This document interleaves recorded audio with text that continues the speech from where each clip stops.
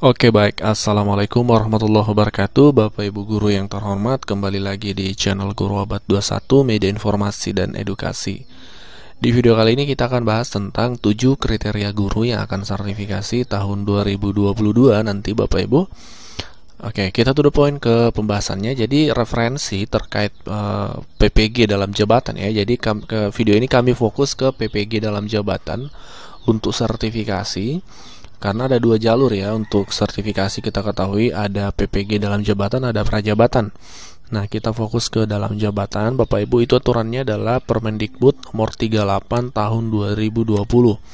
Ini saat ini yang masih menjadi acuan atau rujukan aturan terkait PPG dalam jabatan Bapak Ibu, tentang tata cara memperoleh sertifikat pendidik bagi guru dalam jabatan. Nah, oke.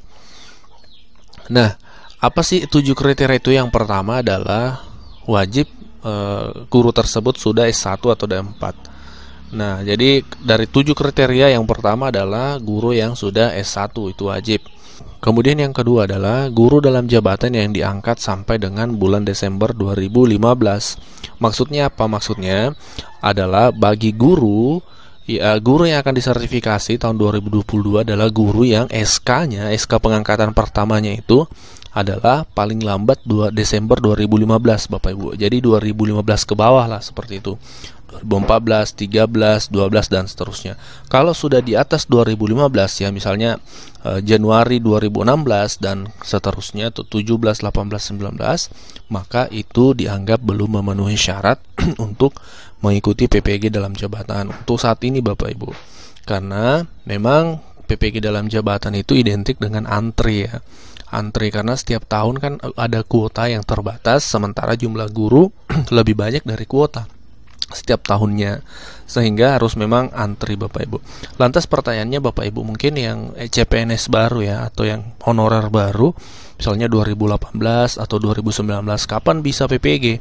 Karena aturannya di sini 2015. Nah, jawabannya adalah kita menunggu revisi aturan dari aturan perda ini tadi Bapak Ibu, Permendikbud 38 2020. Kami yakin nanti cepat atau lambat akan ada revisi, karena tidak mungkin dong 2015 terus seperti itu. Pasti akan ada pembaharuan di sini untuk SK pengangkatannya. Bisa jadi mungkin nanti ketika selesai yang SK 2015 ke bawah, baru direvisi aturan ini misalnya menjadi SK 2020 ke bawah. Ya, kita menunggu Bapak Ibu. Jadi untuk Bapak Ibu yang di atas 2015, harap bersabar dulu. Harap bersabar sampai ada revisi aturan ini. Nah, kriteria yang selanjutnya adalah guru dalam jabatan pada satuan pendidikan yang diselenggarakan oleh pemerintah pusat, pemerintah daerah, atau satuan pendidikan yang diselenggarakan oleh masyarakat. Sederhananya seperti ini Bapak Ibu. Untuk kriteria C ini adalah guru yang SK-nya itu SK dari daerah. SK dari daerah, dari bupati kah, dari dinas kah, pokoknya dari daerah, bukan SK kepala sekolah. Untuk honorer negeri Bapak Ibu ya. Untuk honorer negeri SK dari daerah, ke bupati atau wali kota, seperti itu. Kalau misalnya menggunakan SK kepala sekolah untuk honorer negeri, itu tidak akan diterima Bapak Ibu, karena sudah bertahun-tahun dijalani dan sudah dialami oleh banyak rekan-rekan guru yang pengangkatannya adalah SK kepala sekolah, itu dianggap tidak memenuhi kriteria. Nah, untuk guru-guru swasta itu tidak perlu SK bupati atau SK daerah, bisa menggunakan SK tetap yayasan untuk swasta. Jadi sekali lagi, untuk honorer negeri itu wajib dari SK daerah, kalau swasta wajib dari SK tetap yayasan. Nah, selanjutnya kriteria yang keempat adalah Bapak Ibu harus terdaftar di Dapodik ya tentunya. Jadi meskipun Bapak Ibu misalnya terangkat SK-nya 2014 tapi belum masuk Dapodik, ya itu dianggap tidak memenuhi persyaratan Bapak Ibu. Selanjutnya, memiliki NUPTK, jadi memiliki nomor unik pendidik dan tenaga pendidikan. Nah, untuk pretest tahun-tahun sebelumnya ya, sebelum terpanggil pemanggilan PPG untuk pretest, untuk NUPTK ini sepertinya masih bisa, tidak menjadi syarat wajib untuk pretestnya Bapak Ibu. Tapi kalau untuk PPG-nya Bapak Ibu misalnya pretest ya, mengikuti tes yang biasa kita kenal istilah dengan populer UKG ya, meskipun sebenarnya kurang tepat, karena kalau dalam bahasa aturan ini seleksi kompetensi akademik ya, biasa dikenal dengan pretest yang paling umum. Nah, kalau dalam pretest itu tidak wajib menggunakan NUPTK. Nah, tapi pada saat PPG Bapak Ibu, misalnya Bapak Ibu sudah lulus pretest itu, untuk mengikuti PPG harus ada NUPTK-nya karena dianggap tidak akan memenuhi syarat untuk mengikuti PPG. Ya, itu sudah terjadi oleh beberapa teman-teman guru sudah lulus pretest tapi belum PPG karena masih sedang pengurusan NUPTK. Dan selanjutnya adalah telah melengkapi dokumen persyaratan. Telah melengkapi dokumen persyaratan ini maksudnya nanti Bapak Ibu mendaftar ketika syarat ini terpenuhi dan ada pretest untuk PPG, nanti Bapak Ibu diminta untuk mengupload dokumen di antaranya ijazah S1 dan SK pengangkatan pertama nanti di SIM PKB. Nanti akan ada undangannya nanti di SIM PKB ketika Bapak Ibu memang memenuhi kriteria-kriteria ini. Nah, untuk tahun 2019 pretest itu di bulan November kalau tidak salah. Jadi semoga bulan 11 nanti ada lagi pretest untuk di tahun 2021 ini Bapak Ibu. Nah, selanjutnya pertanyaan dari banyak teman-teman subscriber itu, mengapa teman-teman guru ada yang sudah lulus pretest tapi belum terpanggil PPG? Ya kan, jawabannya pertanyaan itu.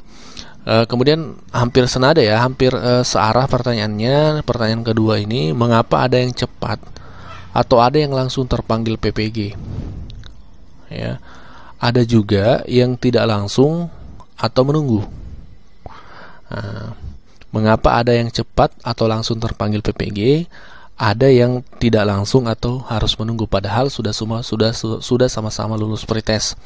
Misalnya Bapak A dan Bapak B pretest di tahun yang sama 2019 sama-sama lulus, tapi ternyata Bapak A ini dipanggil duluan PPG sementara Bapak B belum terpanggil PPG. Kenapa? Nah, baik. Kita akan menjawab pertanyaan ini dengan sumber-sumber yang valid. Nah, jadi untuk menjawab pertanyaan tadi, kenapa ada duluan terpanggil PPG, ada yang belakangan, itu diatur Bapak Ibu sebenarnya sudah jelaskan dalam Permendikbud 38 2020 ini. Di pasal 12 Bapak Ibu dijelaskan kok di sini, dalam hal calon mahasiswa PPG dalam jabatan yang lulus seleksi administrasi, ya, lulus seleksi administrasi dan lulus seleksi kemampuan akademik. Ya, seleksi kemampuan akademik adalah pretest melebihi kuota yang ditetapkan. Nah, ini yang kami maksud tadi. Direktur Jenderal berwenang untuk menentukan prioritas berdasarkan. Nah, Bapak Ibu, jadi kalau Bapak Ibu misalnya 2022 nanti ada PPG lagi, Bapak Ibu belum terpanggil PPG. Nah, itu pertimbangannya adalah didahulukan pertimbangan dari masa kerja. Sama kasus tadi Bapak A dengan B, ada isi Bapak A cepat terpanggil PPG, Bapak B lambat. Nah, bisa jadi karena perbedaan masa kerja, pertimbangan usia, ya, urutan tahun lulus seleksi administrasi, ya, kemudian geografis, ya, atau wilayah, pembagian wilayah, kemudian perolehan nilai. Nah, ini faktor-faktor yang mempengaruhi atau pertimbangan-pertimbangan sehingga ada yang ada yang duluan, ada yang belakangan. Berdasarkan masa kerja, usia, urutan tahun lulus, geografis dan perolehan nilai.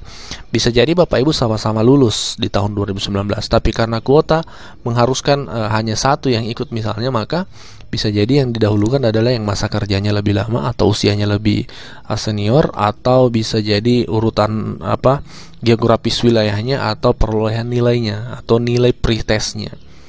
Nah, untuk yang lebih detail ini tentu pihak Dirjen yang mengetahui, Direktur Jenderal yang lebih mengetahui itu. Ya, kita hanya bisa mengetahui aturan-aturan yang disampaikan dalam peraturan ini. Untuk teknisnya, ya pihak Dirjen yang lebih mengetahui selaku pengelola PPG ini. Biasanya bekerja sama dengan LPMP. Nah, inilah informasi yang kita bahas untuk video kali ini Bapak Ibu. Semoga bermanfaat dan salam sehat selalu. Wabillahi taufiq wal hidayah. Wassalamualaikum warahmatullahi wabarakatuh.